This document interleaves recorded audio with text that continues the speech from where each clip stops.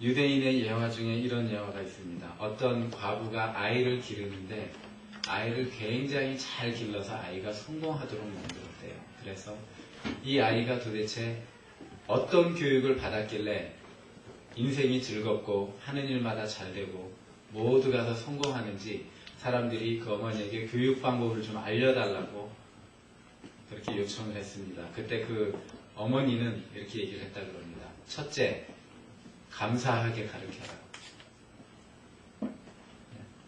모든 일에 감사하도록 하라. 그러면 아이가 감사함으로 인해서 긍정적인 사고를 가지고 잘 성장할 수 있을 것이다. 두 번째, 원망하는 사람과는 절대 사귀지 말도록 하라. 왜냐하면 감사보다 원망은 전염이 더 쉽기 때문에 그 인생을 자꾸만 원망하고 불평하고 불만만 만들다 보면 긍정적으로 무엇인가 할 시간이 없어요. 왜냐하면 원망하고 상황이 바뀌기만을 바라고 있기 때문에 아무것도 하지 못한다는 것이에요. 여러분들도 성공하고 싶으면 내 주위에 있는 사람이 원망을 많이 하는 사람인가, 자신의 상황 처지에서 오히려 감사를 더 많이 하는 사람인가 분명히 한번 판단을 해보세요. 그래서 원망하는 사람과 사귀는 사람은 사실 그 원망을 본인도 들어야 돼요. 그렇죠? 세 번째 역시 그래도 모든 일에 감사하게끔 가르쳐라. 감사로 시작해서 감사로 끝나는 거예요. 그 가운데 원망이란 있을 수 없는 거예요. 그렇게 가르치고 그렇게 자란 아이는 모든 일이 기쁘고 모든 일이 긍정적이고 모든 일이 감사해서 행복한 거예요. 그리고 모든 일을 이루려고 감사한 가운데 좌절 없이 노력하기 때문에 성공할 수 있는 인생을 산다라는 것이에요. 오늘 설교 제목이 감사가 만드는 더 큰 감사예요. 감사는 더 큰 감사를 만들어 나간다는 것이에요. 반대로 불평은 더 큰 불평거리를 만들어요. 원망은 더 큰 원망거리를 만들게 되어 있습니다. 오늘 말씀들을 통해서 우리가 감사를 할 수 있는, 지금보다 더 큰 감사를 드릴 수 있는 성도가 돼서 우리 마음속에, 우리 인생 가운데 하나님이 또 우리에게 부어주시는 것들 가운데 더 감사할 수 있는 많은 것들을 여러분들이 받을 수 있기를 바랍니다. 로마서 1장 21절에 이런 말씀이 있습니다. 하나님을 알되 하나님으로 영화롭게도 아니하며 감사치도 아니하고 오히려 그 생각이 허망하여지며 미련한 마음에 어두워졌나니. 하나님을 알지만 하나님께 감사하지 않는 자들이 있다고 성경에서는 말씀해 주시고 계시는 것이에요. 우리가 우리의 생명이 하나님께로부터 왔고 우리가 누리는 모든 것들이 다 하나님께로부터 온 것을 알고 있지만 하나님 앞에 감사하는 방법을 몰라서, 때로는 감사하는 마음이 없어서 감사하지 못하고 사는 삶이 분명히 있다라는 말씀이에요. 하나님께 감사하지 못할 때 그 마음이 어떻게 된다 그랬어요?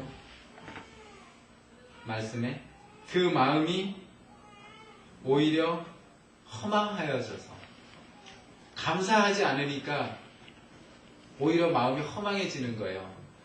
즉 다른 얘기로 말씀드리면 허망하여진다는 얘기는 소망이 없다는 얘기예요.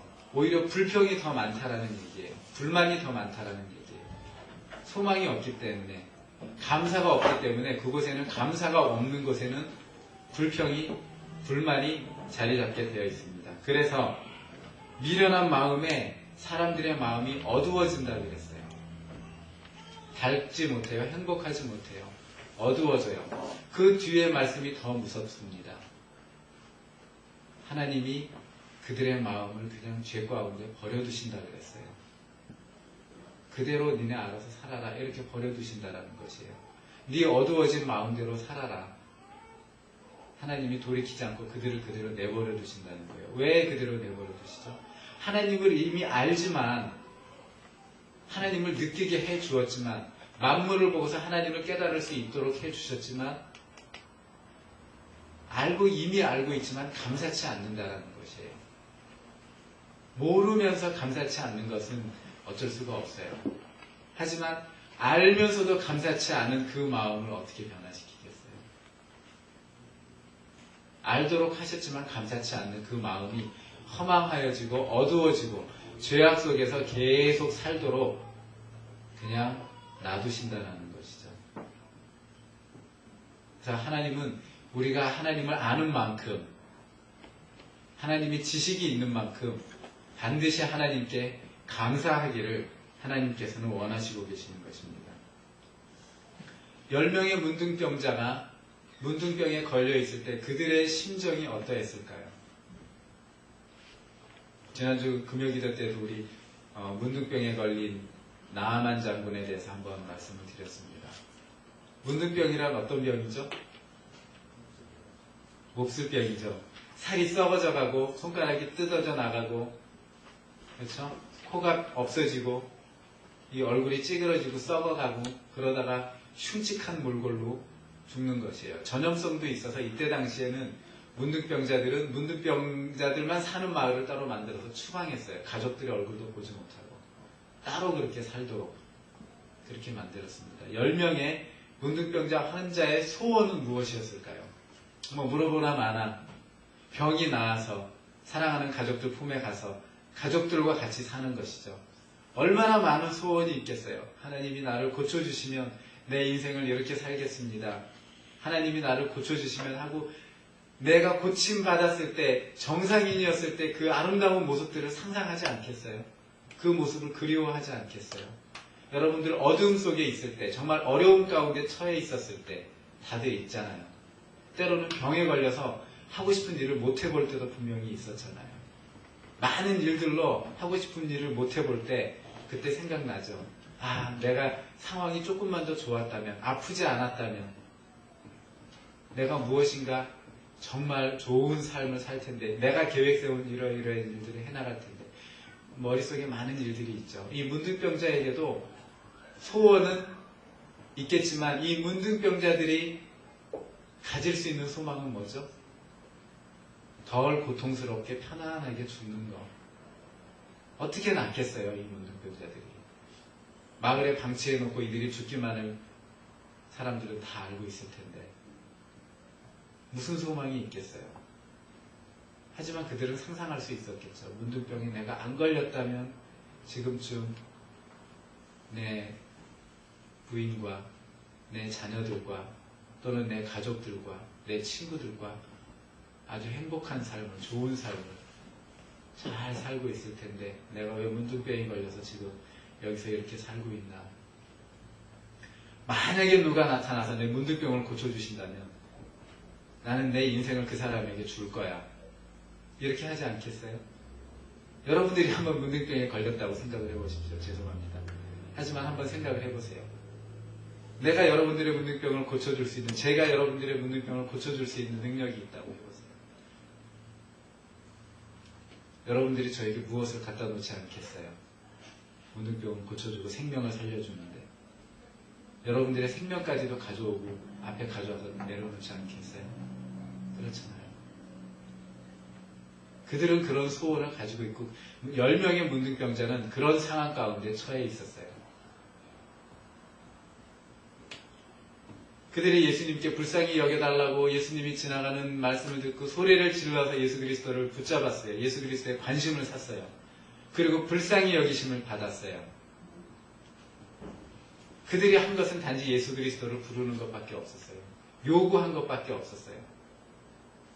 주님이 그들을 불쌍히 여기셔서 그들의 문둥병을 다 낫게 해주셨어요. 하지만 그 자리에서 당장 낫게 해주신 것이 아니라 너희가 너의 몸을 제사장에게 가서 보여라. 이렇게만 말씀을 하셨어요. 문둥병인 상태로 어떻게 제사장한테 가서 몸을 보이겠어요?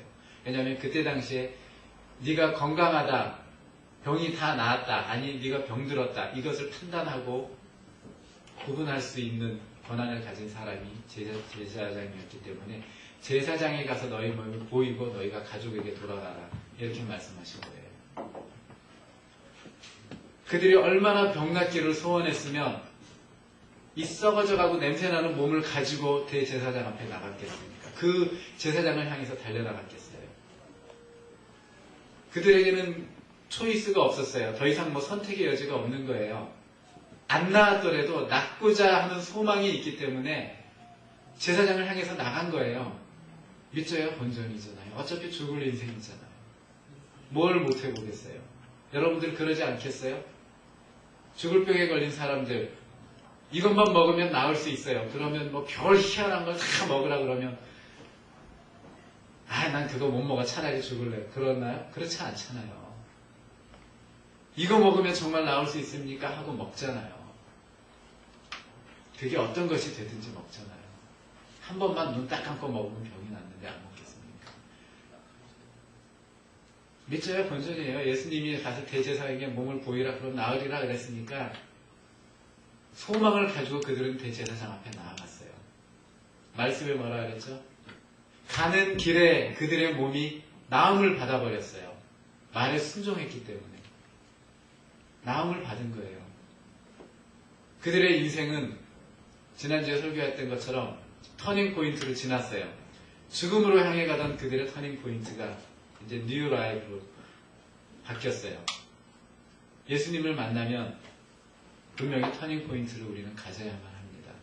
우리 인생에 문둥병과 같은 그런 치부들이 많이 있어요.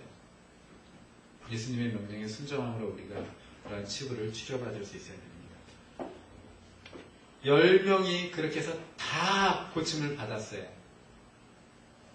그런데 그 중에 예수님 앞에 돌아온 자는 이방인이, 사마리아인이, 그때 사람들이 제일 싫어하는 사마리아인 단 한 명만이 예수님 앞에 돌아와서 예수님 앞에 넙적 엎드리고 살해하면서 감사합니다 하고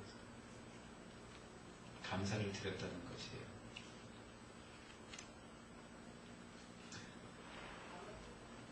제가 몇 년 전에 우리 어린 아이들을 저희 집에 데리고 있으면서 어떤 아이가 컴퓨터가 고장이 났어요. 바이러스가 들어갔는지 뭐가 들어갔는지 모르겠어요. 그래서 컴퓨터가 완전히 고장이 나가지고 작동을 안 하는 거예요. 그래서 XP를 다시 깔아보면 되지 않을까. 그래서 계속 트라이를 했어요. 2, 3일 트라이를 하면서 결국에는 XP를 깔았어요. 근데 드라이버가 안에 없는 거예요. 그래서 그 드라이버를 살릴 수가 없어요. 그래서 100% 컴퓨터를 완성시키지 못하고 90% 완성을 했어요. 그래서 이제는 이 드라이브가 없는 것은 내 힘으로 어쩔 수가 없으니까 이걸 가지고 컴퓨터 가게로 가라. 그래서 컴퓨터 가게로 가서 그 드라이브 하나를 프리로 깔고 왔어요. 중요한 건 이제 그 다음부터 시작이에요. 그러면서 컴퓨터를 잘 쓰면서 저한테 불평을 하는 거예요. 전도사님은 이것도 하나 100% 완성 못해서 나를 컴퓨터 가게까지 보냈다고. 마음이 참 그렇더라고요. 2, 3일 동안 하라고 해서 안 되는 거 바쁜 시간을 쪼개가면서 그렇게 해가지고 컴퓨터를 이렇게 해서 XP 깔아주고 프로그램 다 깔아주고 드라이브 하나만 까는 것을 남겨놓고 내가 시간을 그렇게 그 아이를 위해서 투자해 줄 것만 돌아온 건 오히려 그걸 컴퓨터 가게까지 들고 가게 만들었던 그 사실 하나만으로 저를 불평하는 거예요.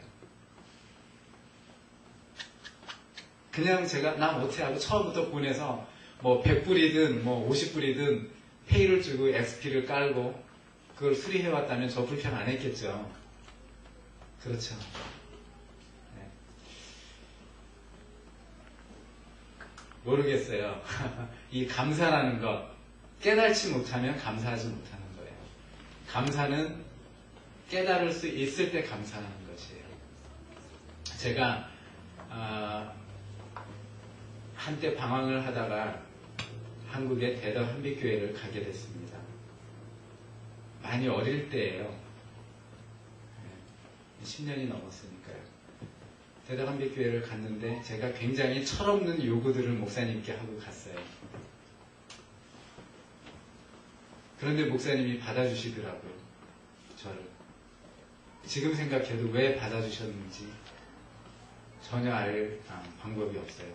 그러면서 아직까지도 목사님이 저를 사랑해 주시고 관심을 가져주시고 미국에 오시면 여기까지 차를 끌고 오시고 또 저희를 초청해 주시고 계속 안부를 물으시고, 큰 교회이기 때문에 많은 사역자들이 계속 왔다 갔다 하는 그러한 과정에 있는데도 저를 특별히 그렇게 사랑을 해주셨어요. 그때 저는 교만했죠.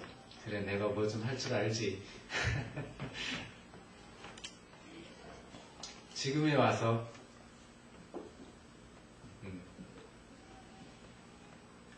알게 되는 거죠. 그게 아니었다는 것을. 그렇죠? 받아주고 용서해주고 그래도 뭔가 할 수 있을 거라고 세워주기 때문에 제가 깨달을 수 있고 그분에게 지금 감사를 할 수 있는 거예요. 참 너무나 감사해요. 물론 하나님께서는 제가 태어날 때부터 저희 어머니를 통해서 목회를 하라고 사명을 주셨기 때문에 저는 반드시 목회를 해요. 그 목사님이 아니었어도 하나님께서는 저를 분명히 사역자로 부르셨기 때문에 사역자로 쓰신 거예요.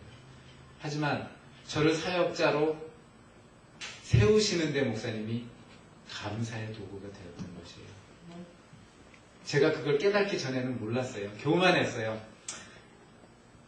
시스템도 잘 알고 음악도 조금 하고 교회에 뭐 새로운 것들도 자꾸 만들고 올리고 그러니까 그럴 수 있지 뭐. 이게 교만이에요. 자만이에요. 깨닫기 전에는 정말 저를 봐주시고 감싸주신 목사님에 대한 사랑을 몰랐어요. 제가 목회를 여기 와서 단독 목회를 배단임교회를 창립하고 나서부터 그때서부터 깨닫게 되더라고요. 결국 제가 잘난 게 아니에요. 깨닫지 못하면 감사하지 못하고 계속 교만한 것이에요. 계속 자기가 잘난 줄 알고 사는 것이에요. 깨달을 수 있을 때 그때만이 바로 감사할 수 있는 것이에요. 이 10명의 문둥병자가 걸렸을 때 그 소망, 9명은 그 소망, 자신들이 했던 그 원함, 그것이 이루어졌기 때문에 더 이상 감사를 깨달지 못한 것이에요. 먼저 자신들의 가족에게 가서 빨리 자신들이 낳은 기쁜 소식을 알리는데 급급했어요. 자신들의 상황이 이제 더 좋은 거예요. 그렇기 때문에 감사할 줄 몰랐어요. 그래서 예수님 앞에 나오지 못했습니다.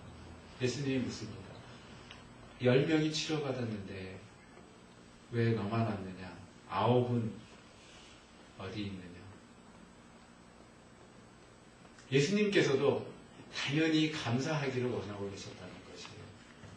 그것은 당연한 것이기 때문에요. 그의 인생을 새로 주었기 때문에 그렇습니다.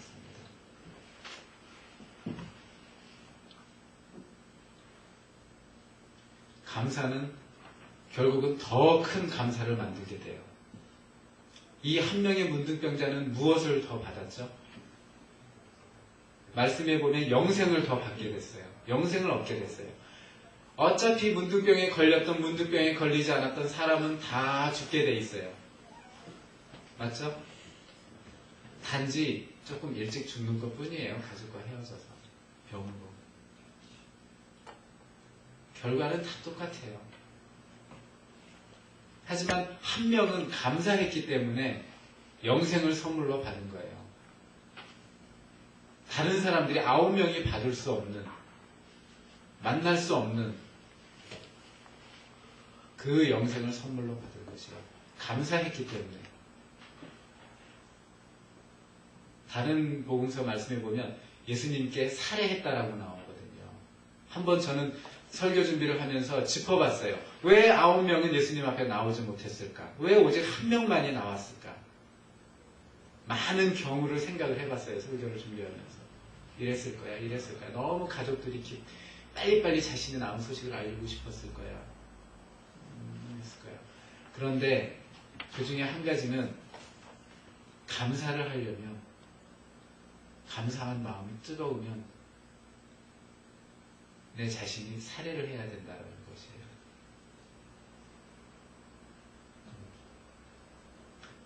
사람 중에는 받아서 내 안에 감추는 사람이 있고 받은 것을 나눠줌으로 더 크게 만드는 사람이 있습니다. 감사도 똑같은 거예요. 내가 10개를 받았으면 그 중에 9을 드려도 나는 이익이에요. 그쵸? 하나를 갖잖아요. 10개를 받으면 9을 드려도 이익이에요.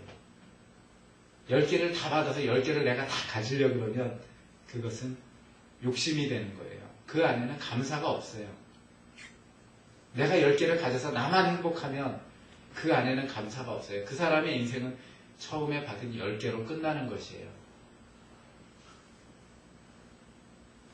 하나님께서 우리에게는 항상 10개를 주세요.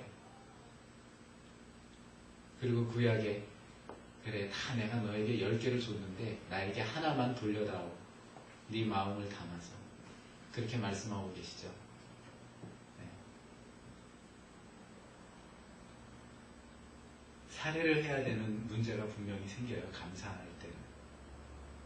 그런 문제가 9명에게 있지 않나. 확실할 수는 없어요. 성경에 그렇게 나와 있지 않으니까. 하지만 많은 경우들을 한번 생각해 볼 때 그런 경우도 있을 수 있다는 것이에요. 사람들이 하나님 앞에 감사하지 못하는, 하나님을 알면서도 감사하지 못하고 사는 삶은 사람마다 이유가 다 달라요. 그래서 그 이유를 우리가 한번 찾아볼 필요가 있어요. 그래서 우리가 하나님께 감사하는 삶을 우리가 분명히 살아야 된다는 것입니다. 우리 고린도후서 4장 15절에 있는 말씀에 이런 말씀이 있어요.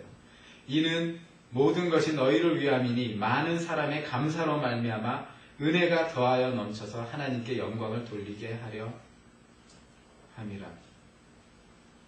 감사로 말미암아 은혜가 더한다 그랬어요. 감사를 하면 할수록 하나님께서 우리에게 은혜를 더하시는 거예요. 하나님이 기쁘시니까. 감사를 아는 사람이기 때문에 감사를 더 받기 위해서 저희에게 계속 은혜를 하나님이 더해 주신다고 그랬어요. 감사는 은혜가 넘치게 하고 더 큰 하나님의 영광을 드러내게 만드는 것이 바로 감사입니다. 두 사람이 길을 가고 있었어요. 그런데 갑자기 비가 내리기 시작하는 거예요. 한 사람이 딱 하늘을 보면서 비가 내리네 하면서 불평을 하기 시작했어요. 그러면서 비가 이렇게 머리를 타고 흘러내리면서 몸을 적시기 시작했어요. 그래서 한 사람이 진짜 오늘 재수없는 날이다. 비가 이렇게 오다니 하면서 막 씩씩거리고 길을 가는데 그 옆에 있는 사람은 하늘을 향해서 미소를 지으면서 하나님 정말 감사합니다. 우리의 눈썹을 이 눈 위에 이렇게 스마일로 붙여주셔서 비가 오는데 물방울이 옆으로 이렇게 흘러내리니까 이렇게 눈을 뜨고 길을 갈 수 있게 만들어주셔서 참 감사합니다. 정말 하나님 이런 눈을 주셔서 기분 좋습니다 하고 행복한 마음을 가졌어요. 하나님 이 구멍이 아래로 향하게 해주셔서 감사합니다. 이게 지금 위로 돼 있었으면 어떠한 일이 벌어졌겠습니까? 정말 하나님 너무 감사합니다. 너무 행복해하는 거예요. 비가 오지만 가다가 큰 나무를 만났어요. 그래서 비를 피하기 위해서 나무 아래 들어갔습니다. 역시 불평했던 사람은 계속 불평합니다. 빨리 가야 되는데 시간이 없는데 이놈의 비 때문에 지금 이게 뭐야 우리가. 계속 불평하는 거예요. 감사하는 사람은 또 감사합니다. 하나님 완전히 젖지 않도록 이런 큰 나무를 준비해 주셔서 우리가 비를 피할 수 있게 해주셔서 참 감사합니다. 참 나무가 크고 좋기도 하군요. 그러면서 나무를 바라보면서 하나님께 계속 감사를 하는 것이에요. 마음이 기뻐요. 행복해요. 그 비를 피하고 있는 시간이 괴로운 것이 아니라 즐겁고 기쁜 시간이 되는 것이에요. 비가 그쳤습니다. 다시 길을 가기 시작해요. 불평하는 사람은 여전히 불평합니다. 늦었잖아. 시간만 버렸잖아. 내 시간만 날렸잖아. 괜히. 오늘은 진짜 재수없는 날이야. 되는 일 되게 없네. 계속 불평하면서 길을 가요. 그러나 감사하는 사람은 또 감사합니다. 하나님 비를 그치게 해주셔서 감사합니다. 비가 그쳤네요. 이제 쉬고 길을 갈 수 있게 해주셔서 감사합니다. 앞으로 다른 일도 하나님이 저에게 해주신 것처럼 역사해 주셔서 기쁘게 해주세요. 그럼 하나님이 누구의 기도를 들어주겠습니까? 불평하는 자에게 그래 너 계속 불평해. 불평거리를 계속 줘요. 기뻐하는 자에게는 네가 참 기뻐하는구나. 그럼 더 기쁜 일을 줄 테니까 더 기뻐해라. 기뻐하는 일을 계속 주시는 거예요. 감사하는 자에게 하나님은 은혜를 그렇게 더하신다 라고 말씀을 하고 계시는 것이에요. 감사하십시오. 디모데후서 4장 4절에 이런 말씀이 있습니다. 하나님께서 지으신 모든 것이 선함에 감사함으로 받으면 버릴 것이 없나니. 하나님이 우리에게 주신 모든 것은 다 선하고 좋은 것이라고 했어요. 하지만 하나님이 우리에게 주신 것을 가지고 우리가 감사하지 못하면 그것이 불평이 되죠. 하지만 때로는 하나님이 우리에게 고난도 주세요. 그때 우리가 하나님이 주신 건 선한 것이다 라는 이 말씀을 붙잡고, 하나님 저에게 고난을 주셨습니까? 이거는 하나님이 주신 선한 것입니다. 감사합니다. 그러면 그것이 감사로 바뀌는 것이에요.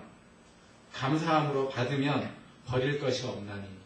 고난조차도, 어려움조차도 하나님이 주셨기 때문에 우리가 감사함으로 받으면 기쁘고 행복한 거예요. 그것이 바로 이제 감사의 조건이 되어버리는 것이에요. 아마 이 사마리아인 한 사람은 그것을 알았는지 모르겠어요. 이 하나님의 말씀의 이론을 알고 있는지 모르겠어요. 하지만 몰랐어도 그는 하나님께 예수님께 돌아와서 감사하는 기본 자세가 있었다는 것이에요. 이제 우리는 알잖아요. 감사만이 더 큰 감사를 만들어 나가는 것이에요. 하나님이 우리에게 무엇을 주시든 간에 그것을 감사함으로 받으십시오. 그러면 우리가 진짜 감사할 수 있는 은혜를 하나님이 우리에게 분명히 더해 주신다는 것입니다. 감사가 만드는 더 큰 감사. 그것이 우리 모든 교회에 속한 우리 성도들에게 임하기를 바랍니다. 기도하겠습니다.